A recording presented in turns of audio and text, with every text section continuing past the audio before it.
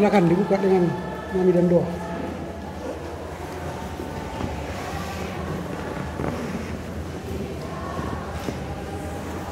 Sebelum kita memulai pembelajaran kita, mari kita bernyanyi dari Haleluya 406. Atahonon tariate tipama 223 ya.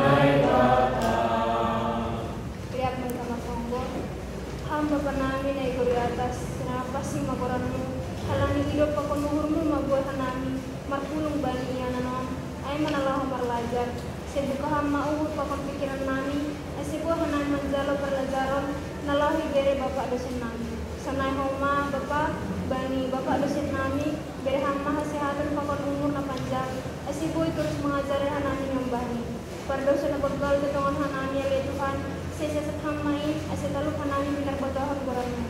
Marhite Yesus Kristus sanai martonggo. Amin. Amin. Oke, kita akan masuk pada makalah 2 sejarah Alkitab Lembaga Alkitab Indonesia akan disajikan oleh kelompok 2. Silakan kelompok 2 menyampaikan hasil kerja kelompoknya. Sahabat kita semua, selamat pagi. Kami dari kelompok 2 ingin menyajikan sejarah lembaga Alkitab Indonesia atau LAI.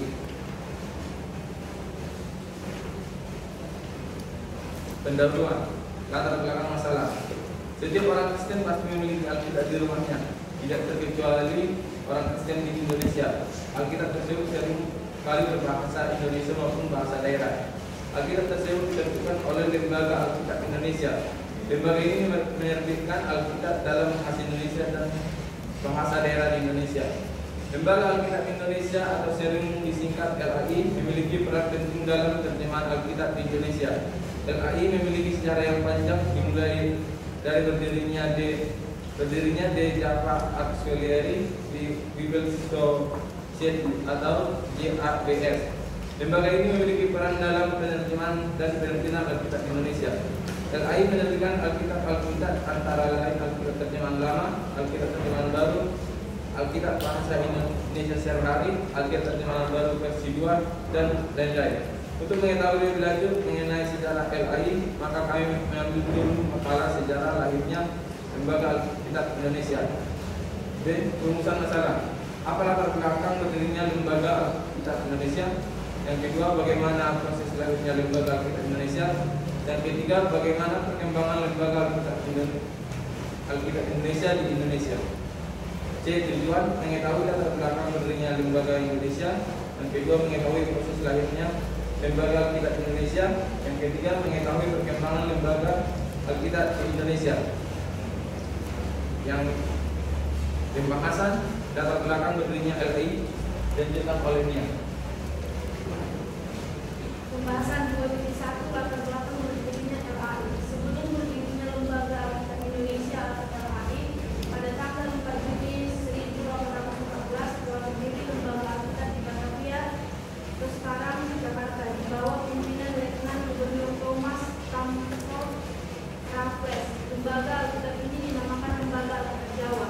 Pada tahun 1816, setelah pembentukan Inggris digantikan pendudukan Belanda, Lembaga Alkitab ini diganti namanya menjadi Lembaga Alkitab Hindia Belanda, atau dikenal juga dengan sebutan Lembaga Alkitab Batavia. Sebelum berdirinya LAI, penyebaran Alkitab di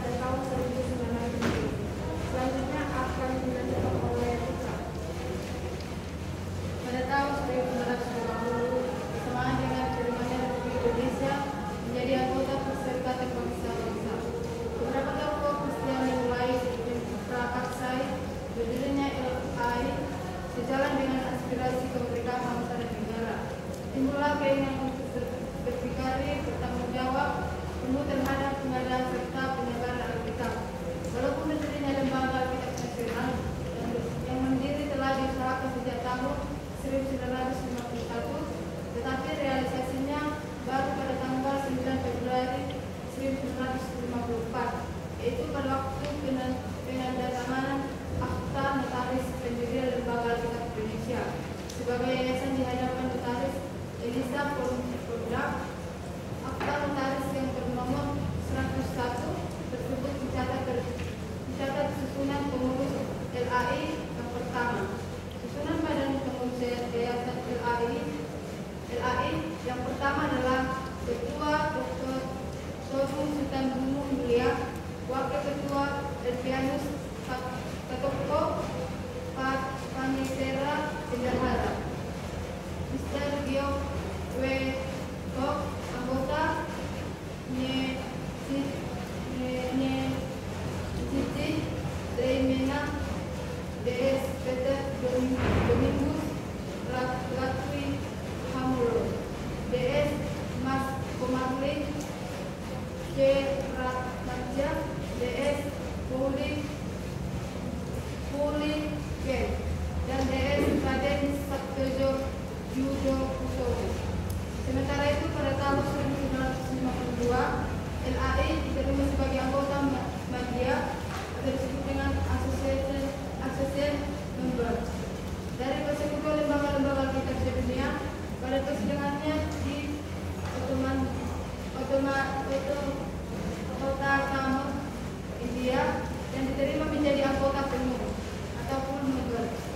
Pada persidangan persekutuan lembaga-lembaga Alkitab sedunia di Bourne, Inggris pada bulan April 1954. Ciri yang menonjol dari pelayanan LAI adalah bahwa lembaga ini melayani semua umat Kristen Indonesia, yaitu umat Protestan dan Katolik, tanpa memandang aliran denominasi gereja. Dari segi penerjemahan, LAI berpegang teguh pada rumusan anggaran dasarnya bahwa Alkitab dan bagian-bagiannya diterjemahkan dalam berbagai bahasa dengan seefektif mungkin dan dalam penerbitan yang tidak mengandung catatan-catatan doktrinal. Dilanjutkan oleh Trio Hebu. Proses berkembangnya LAI. Lembaga Alkitab Indonesia atau Yayasan Lembaga Alkitab Indonesia adalah sebuah lembaga yang melaksanakan alih bahasa Alkitab Protestan ke dalam bahasa Indonesia dan bahasa-bahasa daerah serta penyebarannya. Lembaga Alkitab Protestan Indonesia adalah anggota dari Unit Leaders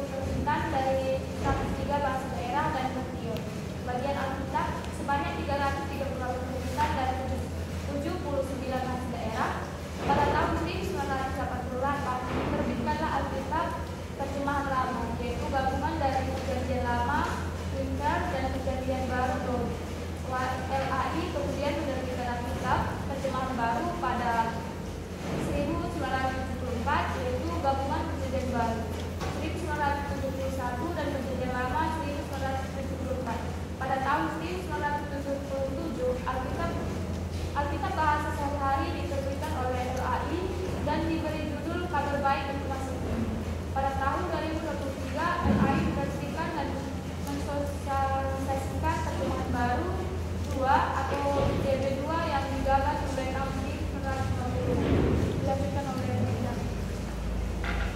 Kesimpulan, dalam penyebaran Alkitab di Indonesia, LAI memiliki peranan yang besar. Sejak berdiri pada 9 Februari 1954, LAI telah banyak menerbitkan Alkitab. Pada awalnya, LAI menerbitkan Alkitab terjemahan lama yang dilanjutkan dengan menerbitkannya Kitab Bahasa Indonesia Sehari-hari. LAI kemudian menerbitkan Alkitab terjemahan baru pada tahun 1974. Terjemahan Alkitab ini menjadi revisi dari terjemahan lama. Pada tahun 2023, LAI kembali menerbitkan terjemahan baru 2. LAI juga berperan dalam penerbitan Alkitab dalam bahasa daerah di Indonesia. Saran, demikianlah makalah yang kami buat. Semoga dapat bermanfaat bagi pembaca. Ikutilah selalu perkembangan kitab suci, yaitu Alkitab, supaya pengetahuan kita tentang isi firman Tuhan berkembang dan mudah dipahami.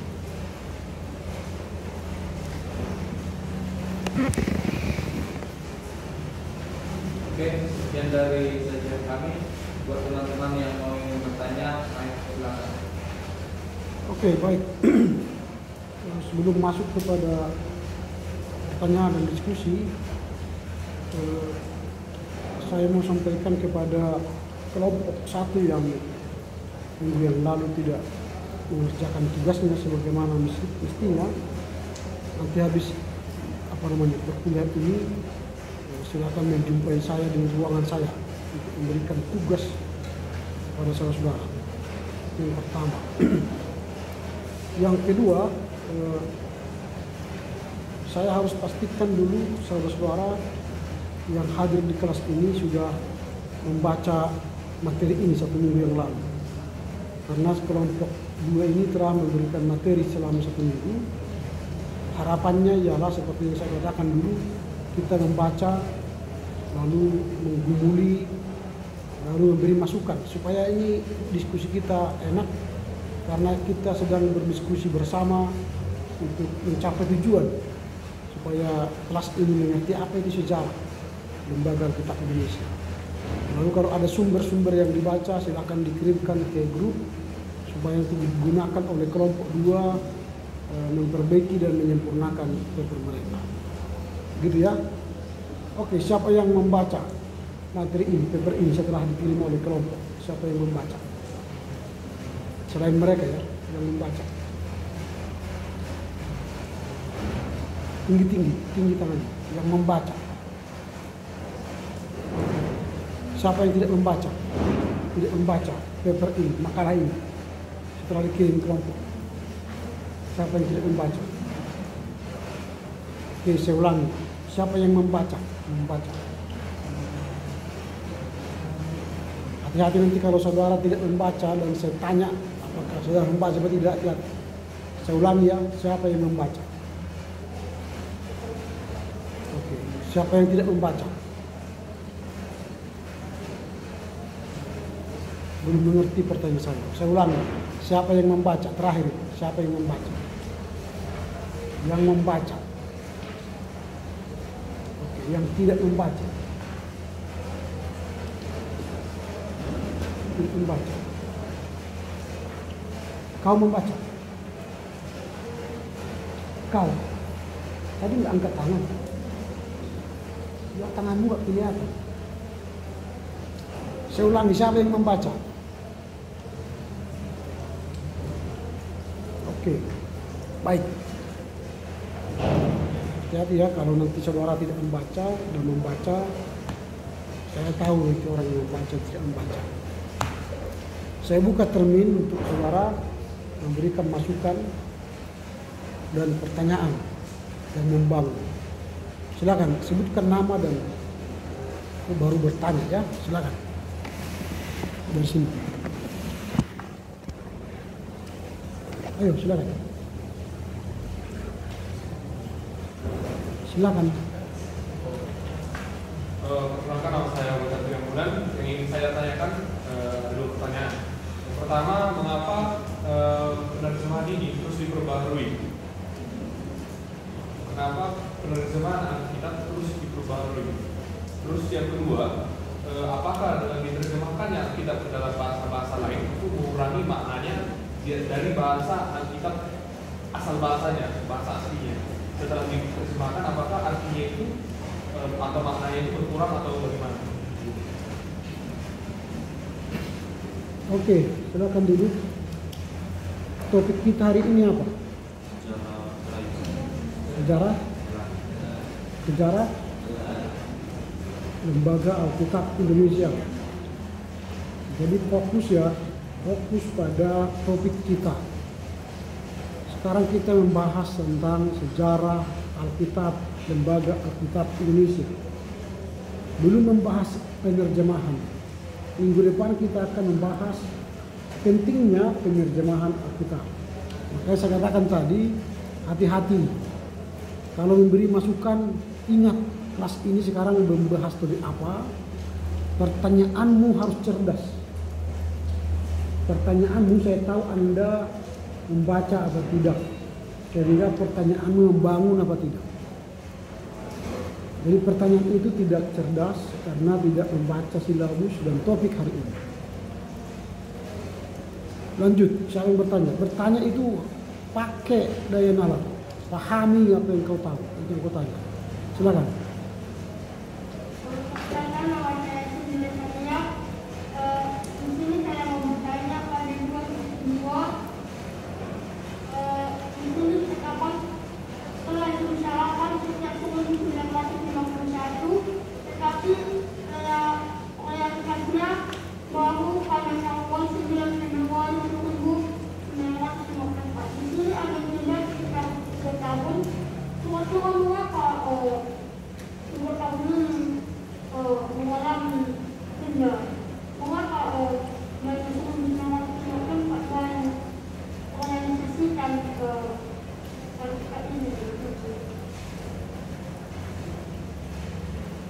Udah?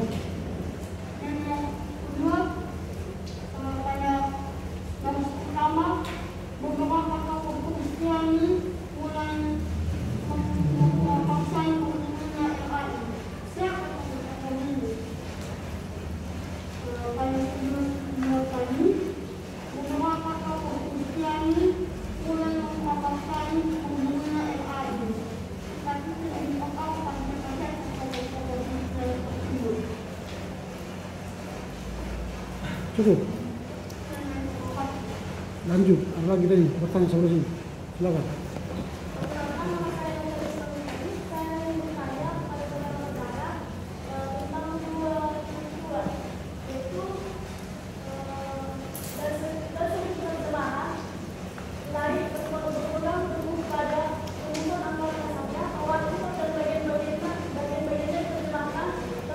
Cukup, berhenti.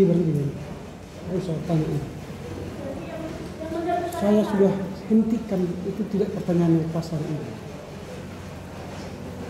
Kita sekarang membahas sejarah LAI. Minggu depan baru membahas penerjemahan. Silakan. Saya akan bertanya pada poin 2.2 proses berdirinya LAI. Pada paragraf terakhir, yaitu ciri menunjukkan dari pelayanan LAI adalah bahwa lembaga ini melayani semua umat. Namamu siapa? Namamu. Nama saya Bagus Febri Malau. Silakan. Pada poin 2.2 proses berdirinya LAI, pada paragraf terakhir, yaitu ciri yang menonjol dari pelayanan LAI adalah bahwa lembaga ini melayani semua umat Kristen di Indonesia, yaitu umat Protestan dan Katolik. Jadi yang ingin saya pertanyakan di sini adalah bagaimana LAI dapat membuat, karena Alkitabnya Katolik dan Protestan itu kan ada perbedaan. Bagaimana mereka bisa membuat itu karena berbeda itu? Bagaimana orang itu bisa? Yang ini untuk Katolik, yang ini untuk Protestan. Gitu. Baru yang kedua, bagaimana peranan utama lembaga Alkitab dalam mendukung penyebaran dan pemahaman Alkitab di Indonesia? Bagaimana peran utama lembaga Alkitab dalam mendukung penyebaran dan pemahaman Alkitab di Indonesia? Udah. Ada lagi dari sini tadi. Cukup sampai di situ. Silakan dijawab oleh kelompok.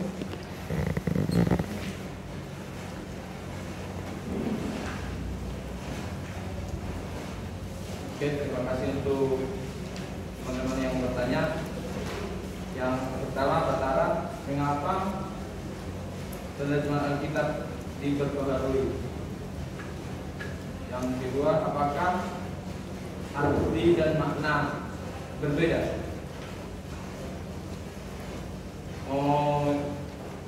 Menurut kami,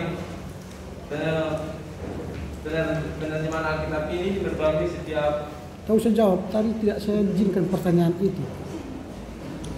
Oke, Enggak bersama saya ya.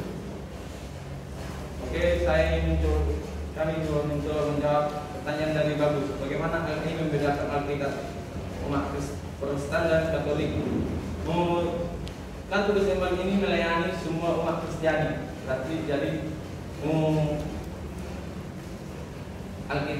LAI khusus membuat Alkitabnya Kristen Protestan dan membuat Alkitab Katolik. Yang kedua, bagaimana peran utama LAI dalam mendukung penyebaran Alkitab di Indonesia? LAI mendukung penyebaran Alkitab di Indonesia. LAI membuka 4 kantor perwakilan di Indonesia, yang pertama di Medan, yang kedua di Manado, yang ketiga di Makassar, yang keempat di Jayapura.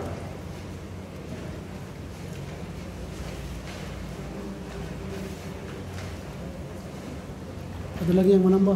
Menjawab.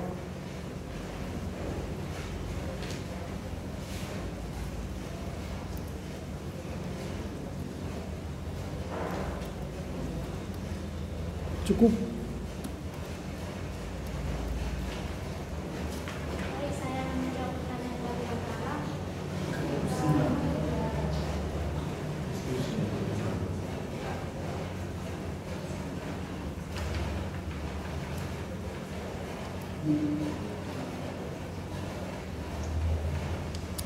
Oke, sebelah sini tadi silakan bertanya lagi.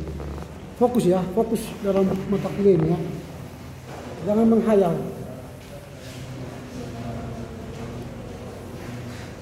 Silakan.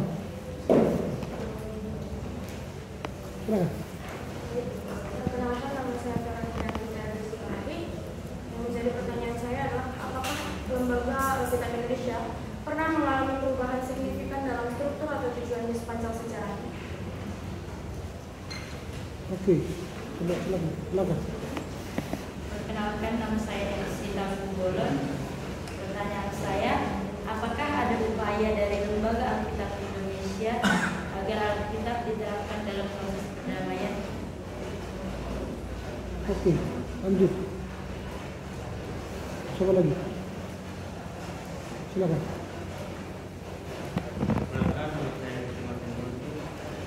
Siapa?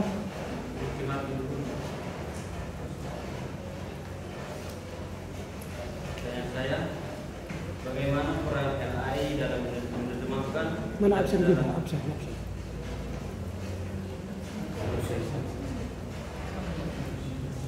Sudah selesai itu.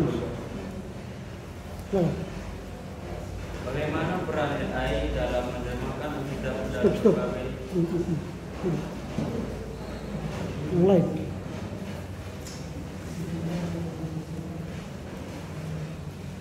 Ada lagi yang bertanya? Silakan.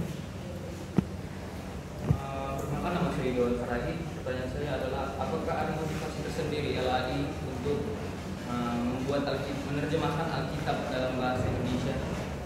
Motivasi dari LAI penerjemahan ke bahasa Indonesia. Stop. Tampaknya nggak bersama kita semua mahasiswa ini.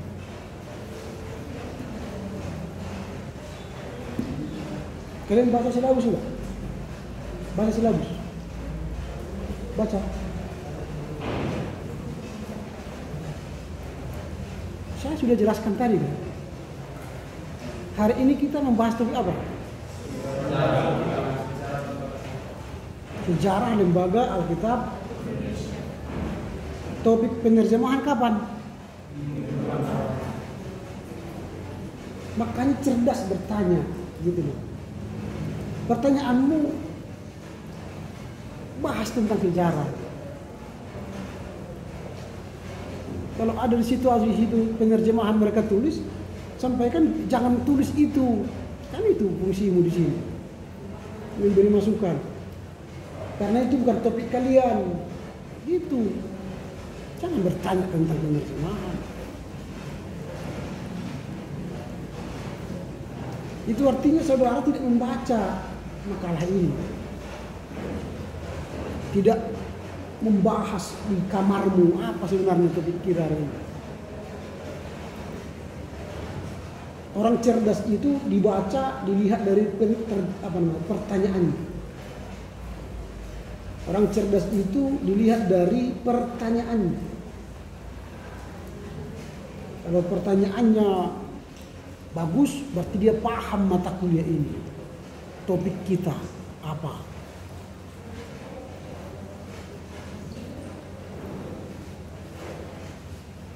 Oke, dijawab dulu beberapa tadi itu yang berkaitan dengan sejarah Alkitab. Silakan kelompok.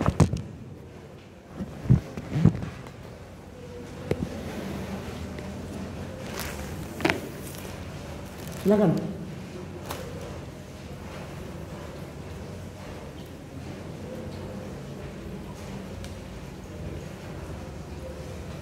Bisa dijawab atau belum tahu jawab pertanyaannya?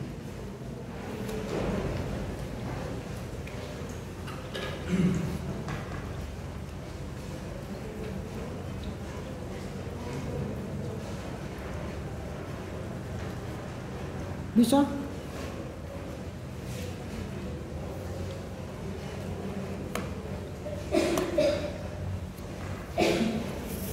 Nggak bisa? Oke, siapa lagi yang mau bertanya? Atau memberi masukan?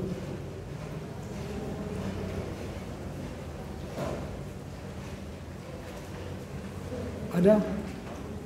Silakan. Perkenalkan, nama saya Ekel Tarigan. Di sini saya ingin Siapa? Ekel Tarigan. Silakan. Di sini saya ingin memberikan pertanyaan, yaitu bisa kita lihat di Indonesia ini sebagai umat Kristen itu sering mendapatkan perlakuan intoleransi. Jadi sebagai lembaga Alkitab yang menerbitkan Alkitab tersebut, apakah LAI pernah mendapatkan perlakuan yang sama? Maksudnya itu mungkin ingin ditutup atau bahkan diprotes soal berdirinya lembaga Alkitab Indonesia itu sendiri. Terima kasih. Itu bukan sejarah. Itu sudah topik lain. Intoleransi itu sudah topik lain. Dia tidak membahas intoleransi di Alkitab, lembaga Alkitab. Ada lagi yang bertanya atau memberi masukan?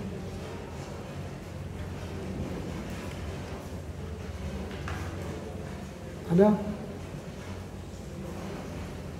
Oke, kalau tidak ada, saya akan memberi masukan. Pertama, kesan saya, kita masih tidak ngerti kuliah di kampus ini. Itu yang pertama. Kedua, saudara tidak mengikuti perkuliahan pembimbing PL ini. Tidak bersama saya, menurut saya, tidak bersama saya. Dan tampaknya saudara hanya main-main. Tadi kelas A saya usir semua. Saya usir. Karena tidak baca.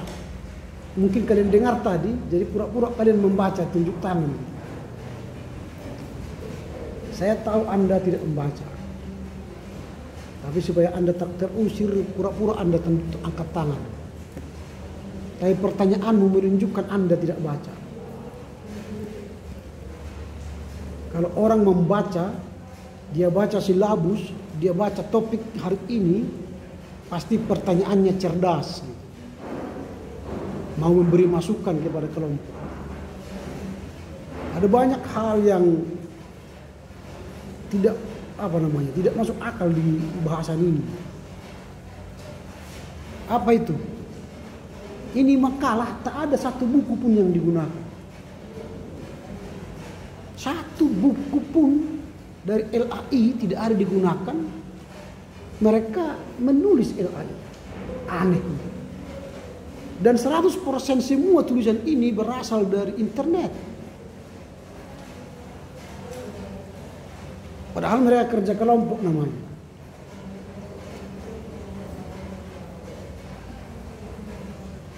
Aneh.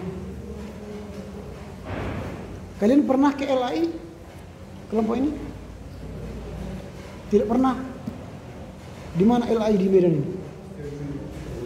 Saya tidak bertanya kepada kalian ini, saya bertanya kepada mereka. Di mana LAI? Hah? Setiabudi itu panjang sekali. Di mana? Setiabudi di mana? Pernah kelompok ke sana? Ini mahasiswa apa? Disuruh menulis tentang LAI, nggak mau pergi ke LAI. Di LAI itu banyak sekali buku-buku tentang sejarah LAI. Mungkin habis ini atau besok pergi ke sana. Jika tidak pergi, tidak memperbaiki paper ini dengan sejarah LAI, ini saya anggap jong, tanpa nilai.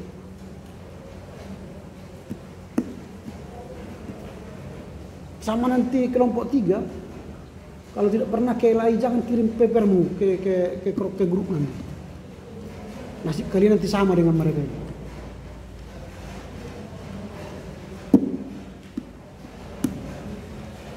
Masa nggak ada buku LAI di perpustakaan? Jika tidak ada, pergi ke toko buku, pergi ke kampus-kampus lain. Jangan tidur kau di kamarmu.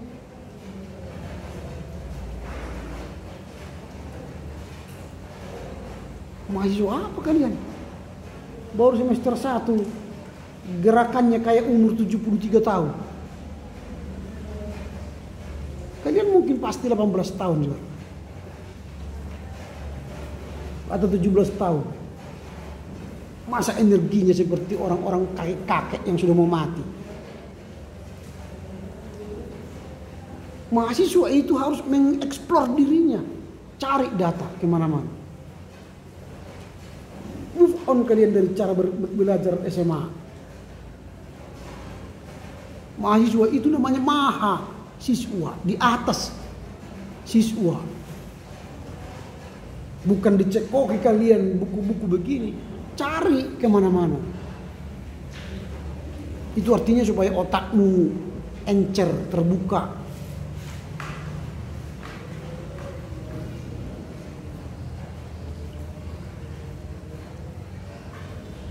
9 halaman dipotong yang apa ini semua catatan apa namanya ini, daftar isi ya 7 halaman ini. Paper 7 halaman, 1 2 3 4 5 halaman. 5 halaman makalah.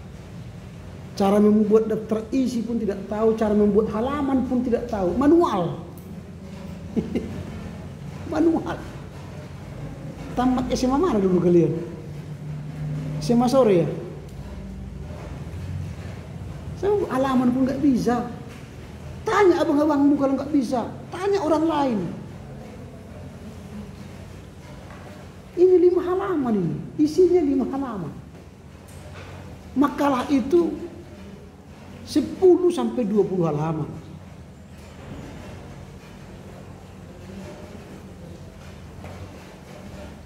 Tidak memenuhi syarat ya. SD aja mungkin bisa 10 halaman. SD. Dari internet dia cari 10 halaman bisa. SD. Ini mahasiswa. Sumbernya dari internet, itu pun pakai Wikipedia pula. Wikipedia, Blogspot, WordPress tidak bisa digunakan sumber karya ilmiah.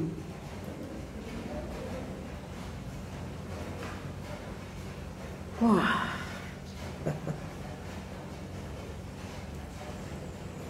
Langsung gatal kepala, gatal janggut kalian buat.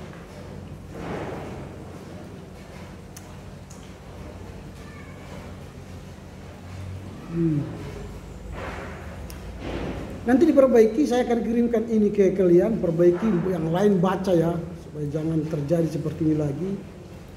Kalau bicara sejarah, tentu pertanyaan pertama, atau apa latar belakang berdirinya? Itu kalian gali, mengapa LAI itu ada? apa yang dasar lahirnya LAI?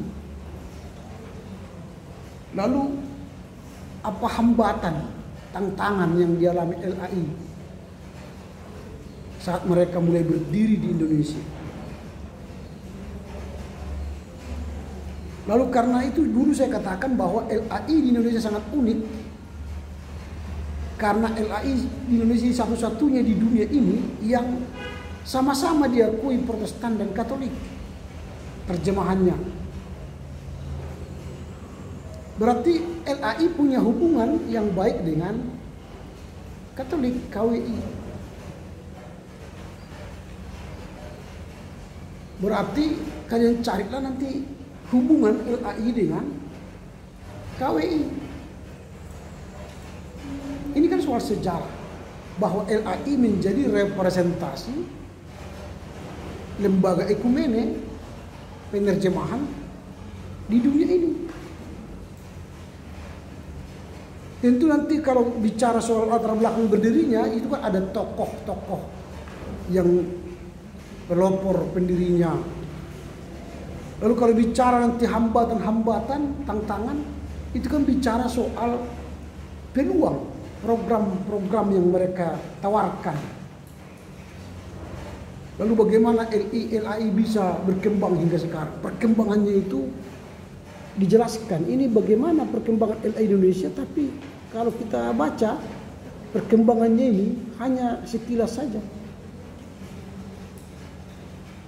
Hanya 2-3 alinea. Langsung penutup. Soal proses berdirinya hanya 2 alinea. Soal latar belakang berdirinya hanya 3 alinea, 5 alinea. Itu artinya saudara tidak menggali data yang banyak. Nanti pergi ke LAI, beli ada 2 jilid buku di situ. Dan bahkan ada lagi buku-buku lain. Kalau pergi ke sana nanti bilang aja, disuruh Pak Ramli saya ke sini, kami ke sini. Kalian bilang supaya nanti diskon bukunya sama kalian.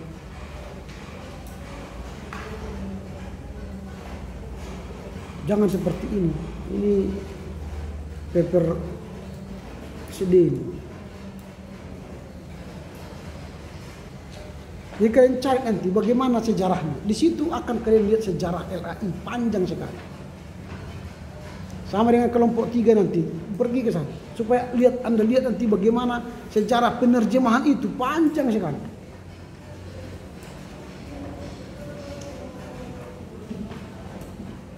Ini kita kan pembimbing PL supaya Anda tahu proses bagaimana kitab suci kita itu dicetak, diterbitkan oleh LAI sehingga Anda paham.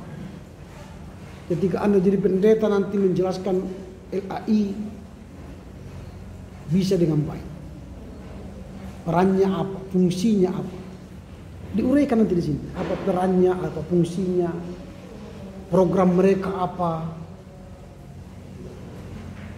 Sekarang kan ada program satu kasih, menerjemah lalu mengedarkan ke seluruh pelosok-pelosok. Saya sudah pernah singgung di sini beberapa bahasa daerah yang sudah diterjemahkan dari beberapa daerah yang seharusnya.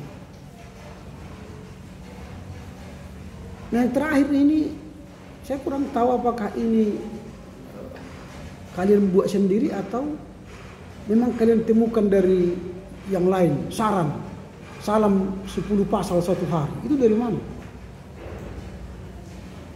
Motonya LAI atau moto kalian?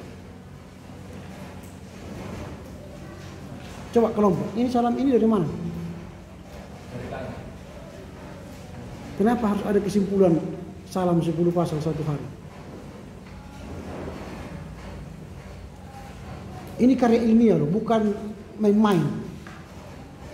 Karya ilmiah itu jangan menyebut sesuatu yang tidak ilmiah. Jadi kalau saya suruh kalian 10 pasal per hari, itu bukan ilmiah. Itu karena kebodohan kalian. Itu loh. Bukan ilmiah itu. Karena kebodohan kalian itu.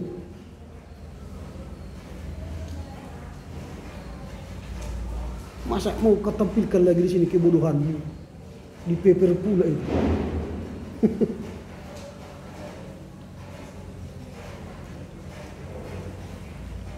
Dan ingat, nanti kita akan ujian sebentar lagi, ujian akhir semester. Pastikan dirimu sudah tamat membaca Alkitab. Pastikan dirimu sudah tamat membaca Alkitab. Kalau tidak, nanti Anda tidak ada kunci masuk, password ke UAS. Ini kalian boleh harus lihat apa ya? Lihat apa namanya ini? RPS itu. Lihat petanya. Kita sekarang sudah berada pada titik 22 November. Dan minggu depan 29 November bicara makalah 3, 6 Desember makalah 4, dan 13 Desember UAS. Pastikan 13 Desember Anda sudah sampai pada titik Wahyu pasal 20 berapa? Gak tahu juga doang. Pastikan Anda sudah sampai di titik itu. Jika tidak, ya kita jumpa semester depan. Jadi jangan main-main lagi. 3 minggu lagi. Bukan salam 10 pasal lagi.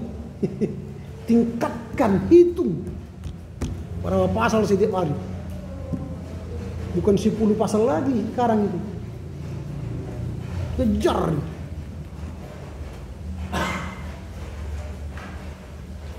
Makanya di kamarmu nanti buat time speed dulu.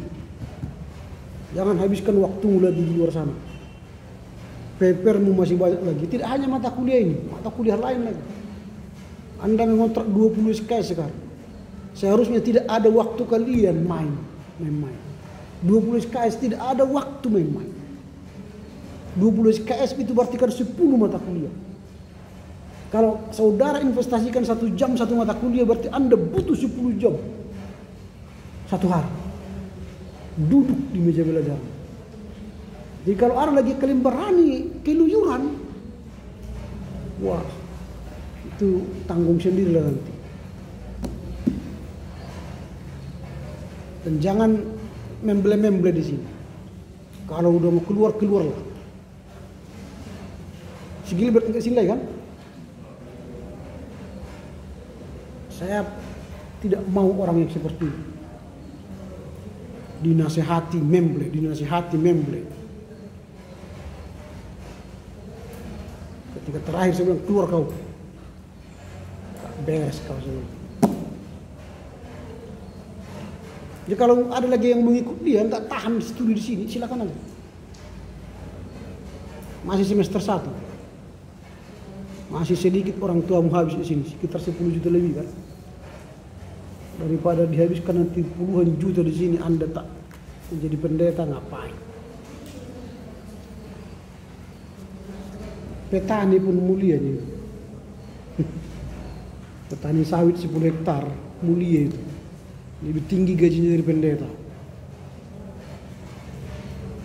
Petani jagung tak usah 10 hektar, 2 hektar aja kau kelola, lebih tinggi gajimu dari pendeta. 2 hektar. 1 hektar 16 juta bersih, kali 2 32 juta bersih. Sudah keluar segalanya. Tinggal tunggu 3 bulan Anda 32 juta.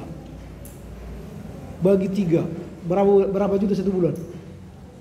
10 juta. Kau pendeta nanti 2,5 jutanya gajimu.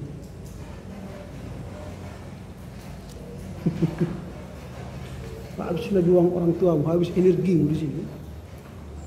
Pengabdiannya di sini. Saya ulangi, pengabdian di sini. Penyerahan diri total kepada Tuhan. Serahkanlah dirimu kepada Tuhan total. Kalau mau kaya kau, hentilah di sini. Tapi kalau kau ingin mengabdi untuk Tuhan, menjadi hambanya, teruskanlah penderitaan ini. Paham maksud saya?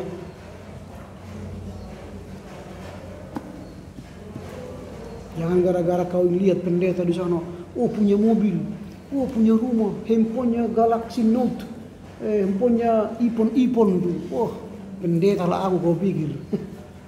Salah motivasimu bro. Salah tempat itu.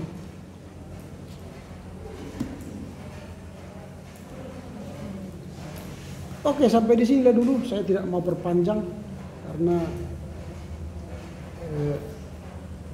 nggak nyambung gitu ya. Jadi supaya nyambung minggu depan, topik kita penerjemahan Alkitab. Baca ya, kalau sudah dikirim nanti hari ini, bacalah, ambil buku-buku lain. Lalu kau datang minggu depan sudah punya masukan. Pertanyaannya cerdas.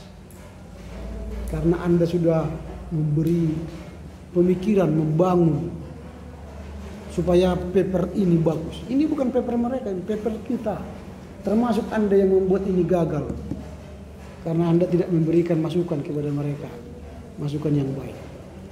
Pertanyaannya pun pertanyaan yang tak bagus.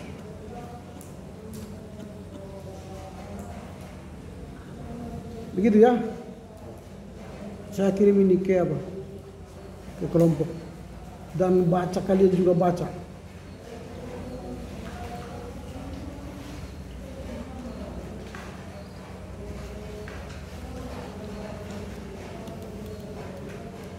Kasihan diri kalian ya, kasihan orang tua kalian yang menyekolahkan kalian ke kampus ini.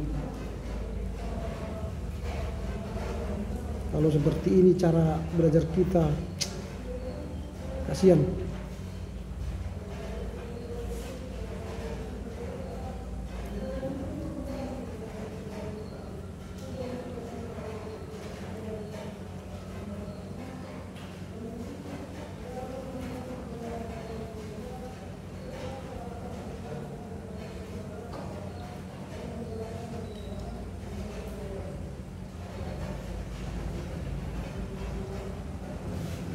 Oke, silakan ditutup dengan doa. Tak usah nyanyi. Orang masih belajar. Keluar nanti jangan ribut. Karena orang masih belajar.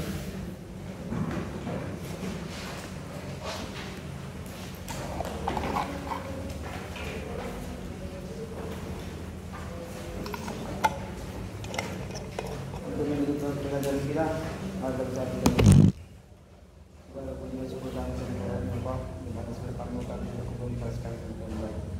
Bapak, kami telah selesai dengan Tuhan di pelajaran kami, kiranya telah menjadi berkat dari hidup kami. Bapak, katakan kami adalah manusia yang tidak dibuktikan berbagai dosa, karena Engkau yang maha. Terima kasih sempurnakan doa kami ini melalui anak Yesus Kristus kami berdoa. Amin. Amin.